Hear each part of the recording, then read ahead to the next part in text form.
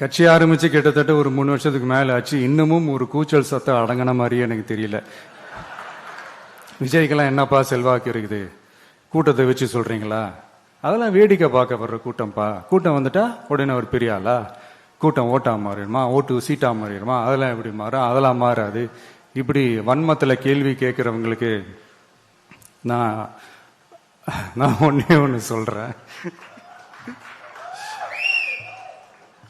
இந்த தேர்தல் எல்லாரும் சொல்ற மாதிரி தேர்தல்லாம் கிடையாது. இது இருமுனை போட்டி மட்டும்தான்.